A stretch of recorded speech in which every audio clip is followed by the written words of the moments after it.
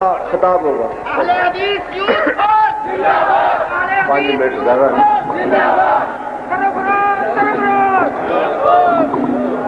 نحمده ونصلي على رسوله الكريم. اعوذ بالله السميع العليم من الشيطان الرجيم. بسم الله الرحمن الرحيم. جاهدوا في الله حق جهاده. آمنت باللہ صدق اللہ العظیم. حضرات، آج کا یہ عظیم الشان اجتماع اس بات کی منہ بولتی تصویر ہے کہ ختم نبوت کے محافظ، کتاب و سنت کے پاسبان، اہل حدیث یوتھ فورس کے نوجوان ختم نبوت کے ڈاکوؤں اور چوروں کے مقابلہ کے لیے میدان عمل میں آ چکے ہیں، اور جیتے جی یہ اب ختم نبوت پہ کسی چور اور ڈاکو کو ڈاکہ ڈالنے کی جرت نہیں دیں گے. حضرات، مجھے یہ موضوع دیا گیا وہ یوں ہے کہ قادیانیوں کا تعاقب کیوں.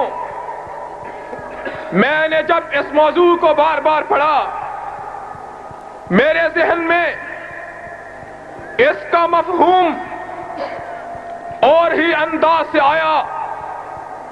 پہلا مفہوم وہ یہ کہ قادیانیوں کا تعاقب کیوں ضروری ہے کہ بھائیو، جب انگریز نے دیکھا کہ بر صغیر میں یہ مسلمان جو ایمان سے لیس ہیں، ان کے پاس ہتھیار تو نہیں لیکن ایمان کی دولت سے یہ ہمارا اس طریقہ سے مقابلہ کرتے ہیں، میدان عمل میں آ کے جہاد کرتے ہیں، ہمارے چھکے چھڑا دیتے ہیں. کوئی ایسی تجویز سوچی جائے کہ مسلمانوں سے یہ دونوں چیزیں چھین لی جائیں. چنانچہ انہوں نے یہ سوچا کہ اسی صورت میں ان سے یہ دونوں چیزیں چھینی جا سکتی ہیں کہ اگر ان کی قوم میں سے، مسلمانوں میں سے کسی کو کھڑا کیا جائے جو نبوت کا اعلان کرے، مسلمان پھٹ جائیں، ان کی طاقت بکھر جائے، یہ آپس میں لڑتے رہیں اور نہ یہ جہاد کر سکے اور نہ ہی ان کے پاس ایمان رہے. چنانچہ قادیاں کے ایک ترچھی نگاہ والے کانے اور بیوقوف آدمی نے یہ جرت کی اور یہ جرت کر کے اس نے نبوت کا اعلان کیا. جب اس نے نبوت کا اعلان کیا، اس طریقہ سے اس نے مسلمانوں سے جہاد اور ایمان چھیننے کی کوشش کی. اور بھائیو، اس لیے قادیانیوں کا تعاقب ضروری ہے. اگر ہم ان کا تعاقب نہیں کریں گے تو یہ نہ ہمارے پاس ایمان رہ سکتا ہے، نہ اسلام کی دولت رہ سکتی ہے. کیوں کہ قادیانیوں کی نسبت ہندوستان سے ہے، وہ پاکستان کا وجود نہیں چاہتے. جب وہ پاکستان کا وجود نہیں چاہتے تو اگر ہم نے ان کا تعاقب نہ کیا تو پاکستان کی سلامتی بھی خطرے میں ہوگی اور اسلام بھی خطرے میں ہوگا. اور دوسرا مفہوم جو میرے ذہن میں آیا وہ یہ کہ وہ کون سے جن کی وجہ سے قادیان کے اس آدمی کو یہ جرت ہوئی کہ وہ نبوت کا اعلان کرے.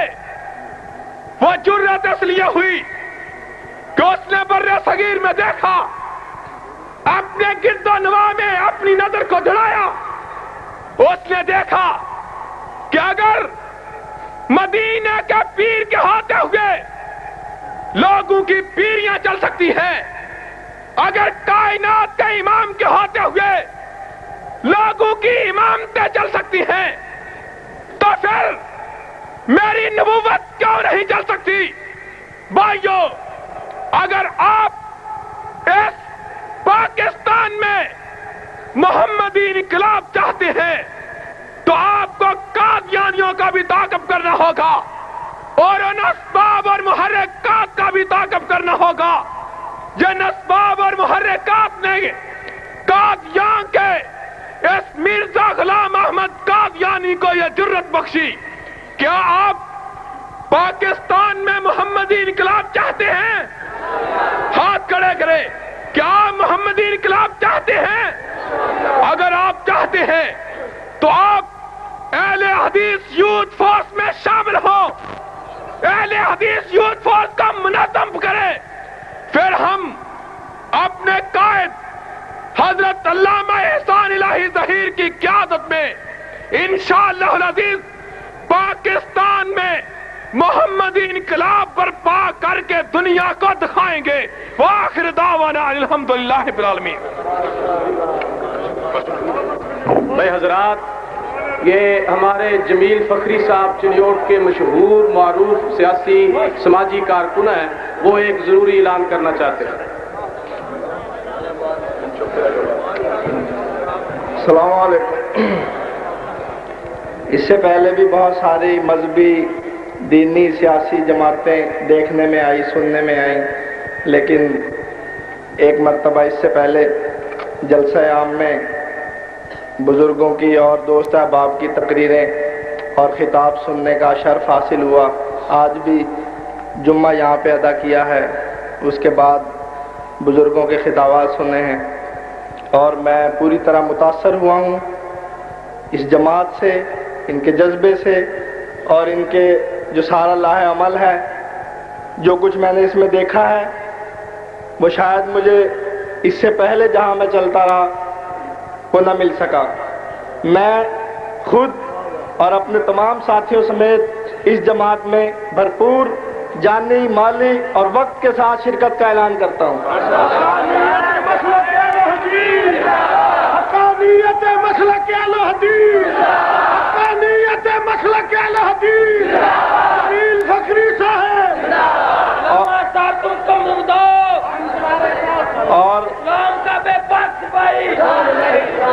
اور جناب علامہ احسان الہی ظہیر صاحب کی سرپرستی میں آپ سب دوستوں سے، بزرگوں سے عرض کرتا ہوں کہ آپ میرے لیے اور سب دوستوں کے لیے دعا کریں کہ مجھے اس پہ قائم و دائم رہنے کی محنت اور اس عزائم کے لیے کوشش کرنے کی توفیق عطا فرمائے. والسلام. خدا حافظ. جزاک اللہ. شکریہ. حضرات، جمیل فخری صاحب اور ان کے رفقا عیسائی برادری کے صدر ہیں، یہ یہاں کی ایک صاحب برادری کے صدر بھی ہیں. وہ اپنا مسلک جو ان کا پہلے تھا غالباً مسلک دیوبند سے تعلق رکھتے تھے، اب وہ مسلک اہل حدیث میں جمیعت اہل حدیث میں شامل ہو گئے ہیں. اب میں جمیل فخری صاحب کو مبارکباد پیش کرتا ہوں اور آپ سے دعا کرتا ہوں کہ ان کے لیے استقامت کی دعا کریں. اللہ پاک ہمارے قافلے میں جتنے ساتھیوں کو شامل ہونے کی توفیق عطا فرمائے. حضرات، میں آپ کا زیادہ وقت نہیں لوں گا، بلکہ لوں گا ہی نہیں. صاحب ظہیر جمیعت اہل حدیث پاکستان کے رہنما اور ناظم اعلیٰ اور پوری دنیا اسلام کے ممتاز ترین رہنما آپ سے خطاب فرمائیں گے. آپ زیادہ باتیں کرنے کا موقع نہیں رہا، وقت بھی ایسا ہے. میں علامہ صاحب سے دکھا دوں تشریف لائے. نعرہ تکبیر، نعرہ تکبیر، تاج و تخت ختم نبوت.